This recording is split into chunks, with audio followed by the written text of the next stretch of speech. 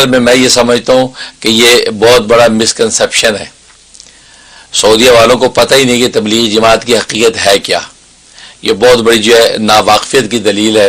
لہٰذا ان کو ایجوکیٹ ہونا چاہیے یا ان کو ایجوکیٹ کرنا چاہیے. ہماری طرف سے اصل میں ان کو ایجوکیٹ کرنے کی اندر کمی ہے. دعوت تبلیغ کے وہ لوگ کہ جو سرکردہ لوگ ہوں یا دنیا کے اندر جو سرکردہ ہیں ان کو اپروچ کر کے وہ ان کو یہ بتائیں کہ تبلیغ جماعت کی حقیقت ہے کیا. ہوتا یہ کہ ہم لوگ اپنے اخلاص سے اپنے کام میں لگے رہتے ہیں لیکن ان بڑوں کو بتانے والا کوئی نہیں ہوتا کہ ہم کہیں کیا. کیوں ہم سوچتے ہیں اللہ کے لیے ہم کر رہے ہیں, کوئی بات نہیں بھئی اللہ کے لیے تو کر رہے ہیں, لیکن آپ آگے جو ہے وہ حکومت وقت جو ہے اس تک اپروچ کر کے ان کو تو بتائیں کہ بھئی یہ جماعت کا اصل جو ہے غرض و اغراض و مقاصد ہے کیا, اس کا مین سٹرکچر اور اس کی جو ہے وہ تھیم ہے کیا. یہ وہ اس سے ناواقف ہے. ان کو جو قبر پرستی کا جو الزام لگا دیا یا اسی طرح دہشت گردی کا الزام لگا دیا تو اس سے تو پتہ چلتا ہے کہ وہ بیچاروں ان کو خبر ہی کچھ نہیں. جو جماعت لا الہ الا اللہ سے شروع ہو اور محمد رسول اللہ پہ جا کے ٹھہر جائے اور کلمے سے باہر نہ نکلے, اس جماعت کی جو ہے وہ توحید اور سنت پر انگلی اٹھانا, اس کا مطلب آپ کو خبر ہی کچھ نہیں ہے. لیکن اس لیے سعودیہ کے جو بادشاہ لوگ ہیں وہ ان کو اصل میں اس بات کی خبر ہی نہیں. ان تک جو ہے چمچے کڑچے قسم کے لوگ جو ہے پہنچے ہوئے ہیں جو اپنے من مرضی کے مذہب جو ہے وہ پہنچاتے ہیں ان تک, اور اپنے جو ہے وہ ان سے جو اپنے جو پیسے کھڑے کرتے ہیں.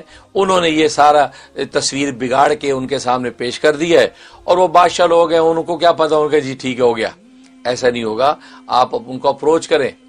آپ کو یاد ہے کہ علماء دیوبند کے اوپر جب تہمت لگی تھی تو علامہ شبیر احمد عثمانی, مولانا خلیل احمد سہارنپوری, بڑے بڑے اکابر, بادشاہ وقت جو اس وقت سعود تھا, بادشاہ وقت کے دربار تک پہنچے, اور دربار میں پہنچ کر علامہ شبیر عثمانی کی وہ تاریخی تقریر جو ہے دنیا آج تک جانتی ہے.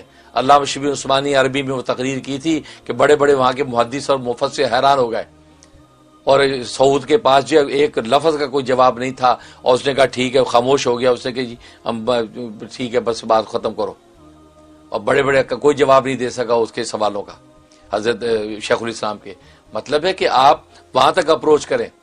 اور مجھے بات یاد ہے, واقعہ یاد ہے کہ مولانا سعید احمد خان صاحب رحمۃ اللہ علیہ جو خود مدینہ منورہ کے اندر ہی مسجد نور کے اندر جو ہے دعوت تبلیغ کا کام کرتے تھے, ان کی ملاقات جو ہے وہ ہوئی شیخ الاسلام شہید اسلام مولانا محمد یوسف لدھیانوی شہید, میرے والد نسبتی, تو جامعہ اسلام میں بنوری ٹاؤن میں وہ تشریف لائے تھے. سن مجھے یاد نہیں ہے.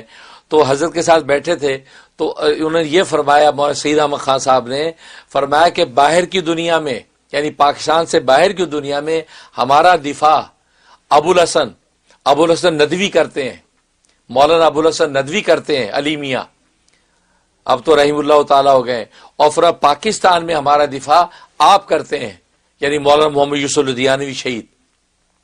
تو فرمایا کہ باہر کی دنیا میں ان کا نام اس لیے دیا کیونکہ وہ عربیت کے امام تھے.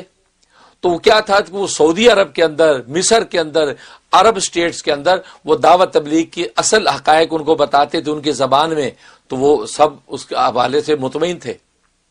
ورنہ مولانا سعید احمد خان صاحب رحمۃ اللہ علیہ خود اس وقت جب شاہ فیض کے دور میں جب تبلیغ جماعت پہ الزام لگا تو وہ خود جیل میں کئی عرصہ انہوں بیچاروں خود جیل میں گزاری. پھر بعد میں ابو الحسن ندوی رحمۃ اللہ علیہ اپروچ کیا, ان کو حقائق جب کھولے انہی کی زبان میں تو وہ انہوں نے مانا کہ او ہو اچھا, تو انہوں نے وہاں سے رہا کیا. اور میں سعید احمد خان صاحب مسجد نور میں مدینہ منورہ میں جو عربوں کے اندر کام کرتے رہے, اور ابھی بھی دعوت تبلیغ کا کام ماشاءاللہ اپنے طریقے پر وہاں پر ہو رہا ہے.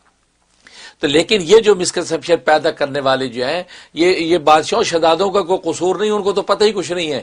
لیکن اب ہماری ادھر سے ٹیم بننی چاہیے ایسے علماء کی, سرکردہ علماء کی, کہ جو ان کی زبان میں بات کر سکتے ہیں, وہ ان کے حقائق بتائیں. جس کے اندر میرے استاد محترم شیخ الاسلام مولانا مفتی محمد تقی عثمانی صاحب دامت برکاتہ عالیہ سے درخواست کروں گا, آپ جیسے قدآور جو شخصیات ہیں جو عربیت کے اندر بھی دسترس رکھتے ہیں اور یہ اہل علم کی دنیا کے اندر بھی جو لوہا منوا چکے ہیں, یہ اپنا ایک وفد تیار کریں اور سعودی عرب جائیں, وقت نے شہزادے سے وہاں دربار شاہی میں بیٹھ کے ان سے بات کریں, اور ان کو بتائیں کہ جماعت کے حقائق ہیں کیا. تو تو اس لیے اور کوئی اس میں کسی قسم کو تہمت اور پریشانی کی ضرورت نہیں ہے.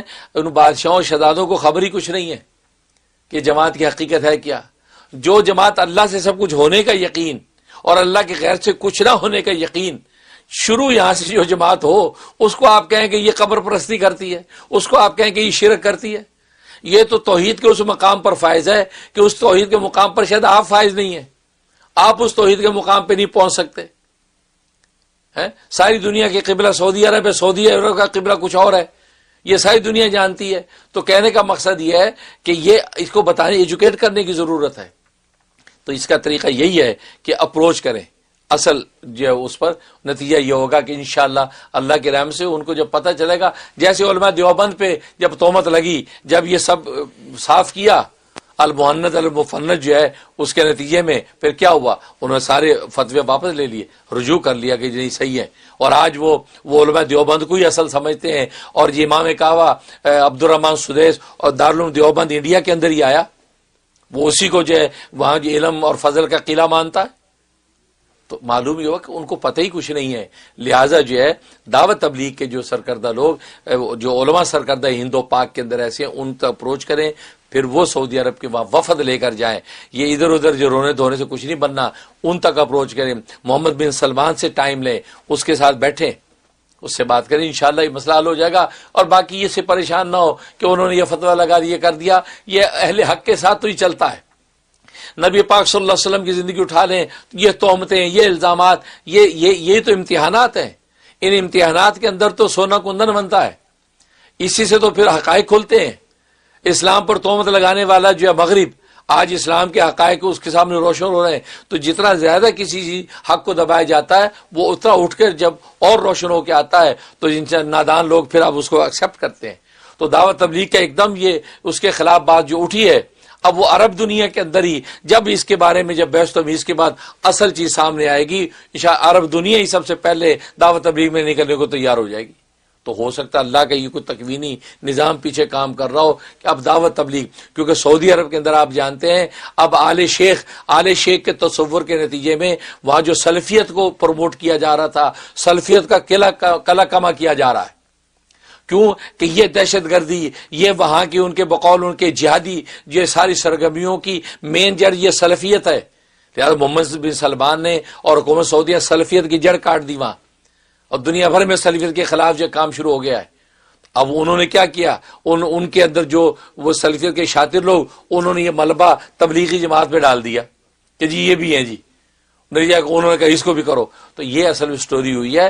تو اس لیے جو ہے پریشان نہ ہو، انشاءاللہ یہ اس اکھاڑ پکاڑ کے بعد انشاءاللہ حق جب روشن ہوگا، انشاءاللہ محمد بن سلمان سب سے پہلے چلے کے لیے نکلے گا. اللہ تعالیٰ مبارک کرے.